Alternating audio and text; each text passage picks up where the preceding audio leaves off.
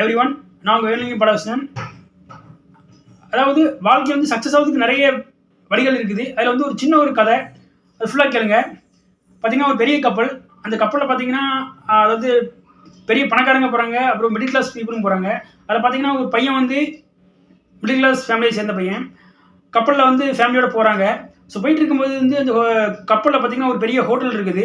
அந்த ஹோட்டலில் இருக்கையிலே பார்த்தீங்கன்னா ஒரு சின்ன ஒரு கேக் இருக்குது. அதான் வந்து விலை குறைஞ்சது, அது வந்து $4. ஸோ அந்த பையன் வந்து அந்த கேக்கை வந்து வாங்குறதுக்கு முற்படும் போது அவங்க அப்பாட்ட கேட்குறாப்புல, எப்பா அந்த மாதிரியா நான் கேக் வாங்கணும் அப்படின்னு சொல்லும்போது அவங்க அப்பா சொல்கிறாப்புல, இல்லைடா என்கிட்ட வந்து பைசா கம்மியாக தான் இருக்குது, இன்னும் மொத்தம் 10 நாள் தான் இருக்குது, 10 நாள் முடிஞ்சதுக்கப்புறம் மட்டும் இந்த டூர் முடிஞ்சிடும். ஸோ முடிஞ்சதுக்கப்புறம் மட்டும் நான் உனக்கு மிச்சம் காசு தான் தரேன்டா அப்படின்னு சொன்னோன்னே ஓகேன்னு சொல்லிட்டு போகிறான். அதுக்கப்புறம் டெய்லி போய் பார்க்குறான், அந்த கேக்கு இருந்துகிட்டே இருக்குது. லாஸ்ட் நாள் வந்துருச்சு. லாஸ்ட் நாள் வந்ததுக்கப்புறமேட்டு வந்து அவங்க வந்து அந்த பையன் வந்து கேட்குறான். சரி அவங்க அப்பா யோசிக்கிறாங்க, சரி ஓகேன்னு சொல்லிட்டு அந்த $4 அவங்க அப்பாட்ட கொஞ்சம் காசு கம்மியாக இருந்தாலுமே $4 கொடுக்காப்புல. கொடுத்ததுக்கப்புறமேட்டு அந்த பையன் வந்து என்ன பண்ணுறான்னா, அதை வாங்குறதுக்கு போய் பார்க்குறான். லைன் கியூ பெருசாக நிற்கிது. ஸோ க்யூலையும் போய் நிற்கிறான். வந்ததுக்கப்புறமேட்டு அவனுடைய டேன் வந்துருச்சு. டேன் வந்தோடனே அந்த டேனில் போயிட்டு எனக்கு தாங்க அப்படின்னு கேட்கும்போது $4 அப்படிங்கிறாங்க. இல்லை நேற்று வர $4 சொன்னீங்க, நீங்கள் $4 சொல்கிறீங்க அப்படின்னு கேட்கும்போது இந்த டேக்ஸ் எல்லாம் சேர்த்து தம்பி $4 அப்படின்னு சொன்னோன்னே சரி சொல்லிட்டு இந்த பையன் வெளியே வந்துருக்கான் ரொம்ப சோகமாக. அந்தக்கப்புறமேட்டு அந்த கப்பலில் ஒரு பகுதியில் போய் உட்காந்துருக்கான்.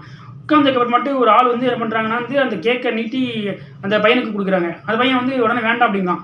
ஏன்டா தம்பி வேண்டாம்னு சொல்லோன்னே, ஃப்ரீயாக கொடுக்குற எதையுமே எங்கள் வீட்டில் வந்து வாங்கக்கூடாதுன்னு சொல்லியிருக்காங்கன்னு சொன்னோன்னே, நீ ஃப்ரீயாக கொடுக்க வேண்டாம்டா, இதை வந்து பைசா கொடுக்குற அப்படின்னு சொன்னோன்னே, இதுன்னு $4 தானே சொன்னீங்க, $4 நீ கொடுக்க அப்படின்னு சொல்லி சொல்கிறாங்க. $4 எனக்கு வேண்டாம் எப்படின்னு சொன்னோன்னா, மேலே இருக்கிற அந்த செரி ஃப்ரூட்டை மட்டும் எடுத்துருந்தாங்க, கேக்கில் இருக்குது.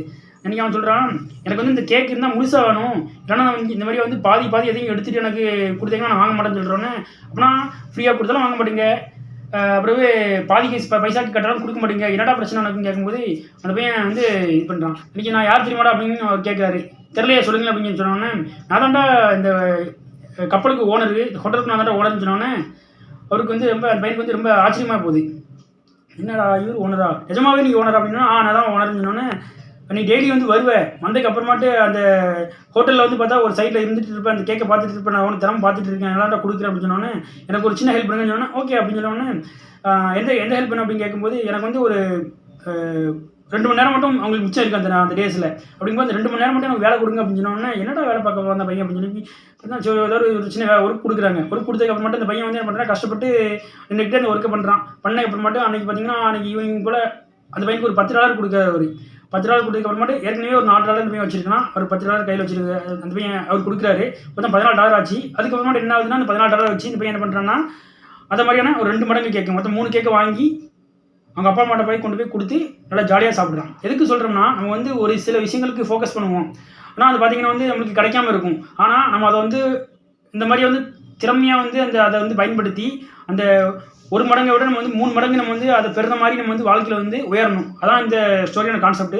ஸோ இந்த மாதிரியாக வந்து நிறைய மோட்டிவேஷனல் இருக்குது. இது வந்து சீக்ரெட்டுக்கு உண்டான ஒரு சக்ஸஸ் ஸ்டோரி தான் சொல்லணும். ஸோ இந்த ஸ்டோரி வந்து எனக்கு பிடிச்சிருந்துச்சி, அதனால் உங்கள்கிட்ட ஷேர் பண்ண நினச்சேன். நீங்கள் உங்கள் ஃப்ரெண்ட்ஸுக்கு நிறைய பேருக்கு ஷேர் பண்ணுங்கள்.